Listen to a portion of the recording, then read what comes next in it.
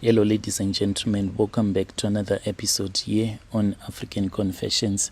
The following story that you're going to be listening to, it comes from a translation of a message that I received. The translation of that message, it reads like this. Hello, Brother Nanshi, how are you? Can you please post my own story?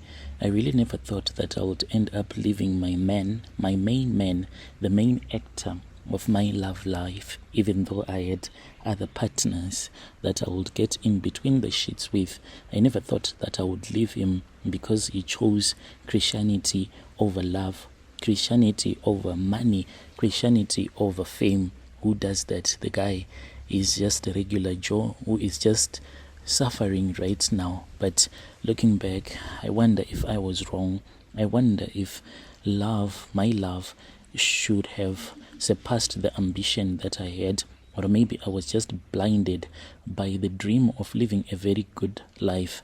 You can call me Lerato, not a real name. So I dated a man whom I honestly thought he was going to be someone who was going to be a very big musician here in our country. But one choice, one moment, and everything changed. The guy, he literally had everything in his hands. He was told that your social media, we are going to be responsible for pumping money so that more people can get to know you. You will blow. It is not about good luck being on social media and blowing up. You need to be pushed. You need companies, big companies advertising your videos to be pushed so that they can go viral. That is what he was told. But the guy, he just refused, flat out refused. A very great DJ. I used to enjoy it when he would be playing with his computer mixing sound. Even he was a good rapper. So when I met him, I was still in college. We were both nobodies here in Johannesburg. He had came to study here, and he was someone who was hungry for fame. He was always there, making sure that at each and every open mic, he will be freestyling with his friends. The music was really good, I tell you the truth. I would listen to the tracks over and over and over again. He would do whatever to get noticed.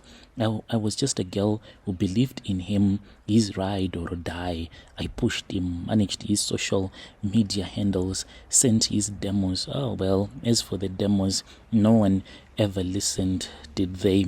For years we struggled. I watched him each and every night sitting on the computer making beats until I would complain that it is too cold.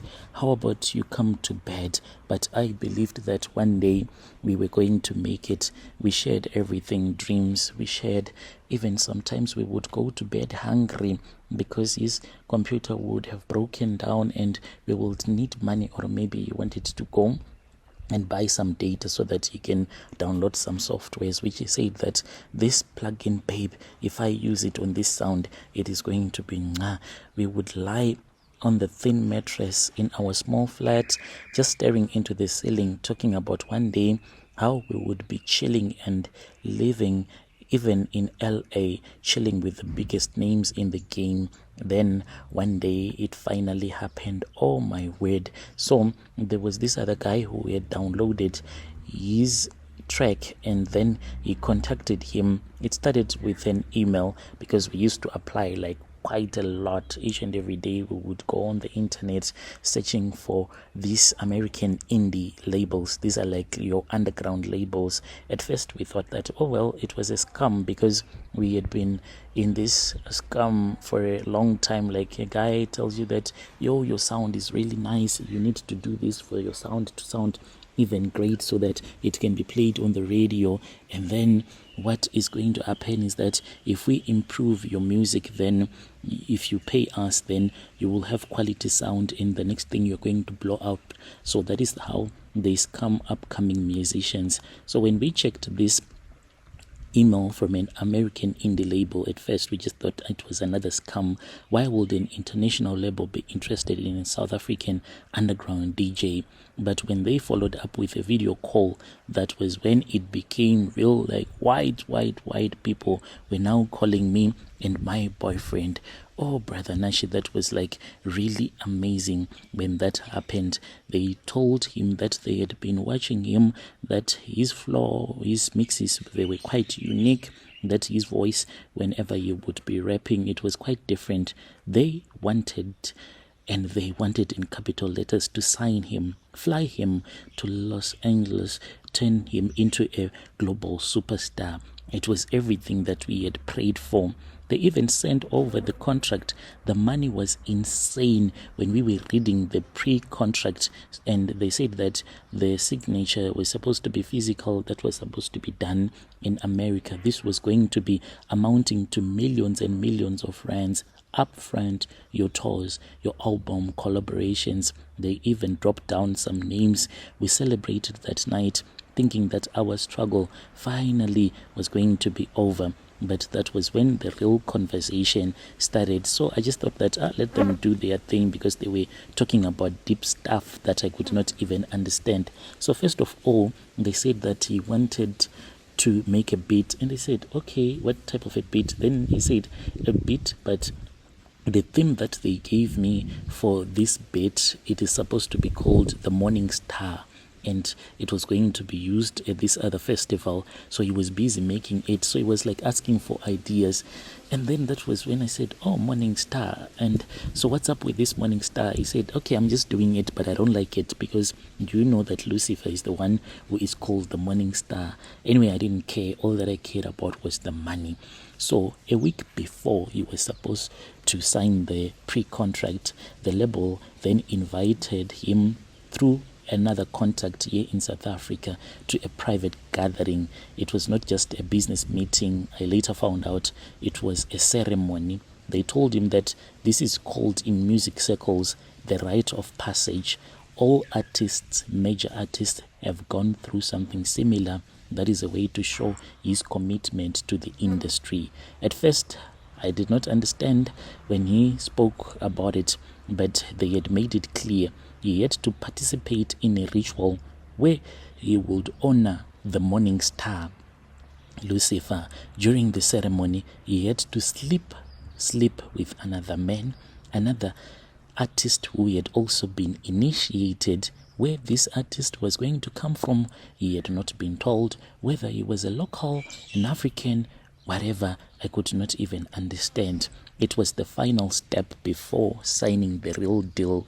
He said that he tried to negotiate, and he was told that he was supposed to participate in this, otherwise he could not sign the main contract, and the main contract had the money. The pre-contract was going to give them permission to sort out the visas and everything. They could not do it without the pre-contract, and for that to be done, he needed to do those things that he had told me: worship and honor the Morning Star, sleep with another man just when the sun will be coming up early in the morning. And that was the final step before signing the deal. So I remember sitting in our small apartment and telling him that he had to do it. I said, please, just do it. This is your chance. Everyone does things to make it. Look at me. You always say that I am really beautiful. And if you think that I am beautiful, and if you're scared that one day a rich man is going to grab me from you, how about you do things to keep me, to make yourself rich, so that I'll always be yours? And he hurt me. He said, no, I don't care how much money they offer. I can't do that. That is what he said. I can't kneel down in front of another man, take his pee and put it, oh gross, he said, in my mouth. Do you even understand what that means when you are a man? To bow down before another man, to let him have his way with you. I could not believe him. After all these years of struggling, sometimes even ending up eating pap and acha, I said, are you even serious? You love poverty, don't you? I begged him. I said, can I go on your behalf? Can I go, please? That will be the only time that I'll ever do such a stupid thing, to sleep with another man. Please, can I go? Did he really think that all that will get him there was talent alone? He looked at me and he said, if selling my soul is the only way to succeed, then let us stay broke, babe. Let us stay broke. This does not even mean a thing at all. So I broke up with him. I left him that night. I packed my bags. It's not like I did not love him. I just wanted to push him, to give him that woman's push that was going to make him to go and perform that ritual. I could not believe that he would throw away everything we had worked hard for over a ceremony. I told him he was weak. I told him that he would never make it. I told him that I would rather be with a man who had the balls, the courage to do what it takes. He tried begging me, stopping me, but no. So it has been 2 years now. He never got signed. He's still here in Johannesburg. He's still a small-time DJ. Yeah, as for me, I have moved on. I am staying here in Sandton, where I live with a businessman. Well, he's married. He's from Durban, so he just keeps me here. When he is in Joburg for his business meetings, then he comes and he is with me. I'm like the unofficial second wife. So that is my own story, but it hurts me knowing that he nearly made it in life. Sometimes, lol, I stalk his Instagram. He doesn't post much, but when he does, it's always about music, grinding, pushing. I want to reach out because he was the love of my life. But I don't know, if I reach out to him, would he forgive me?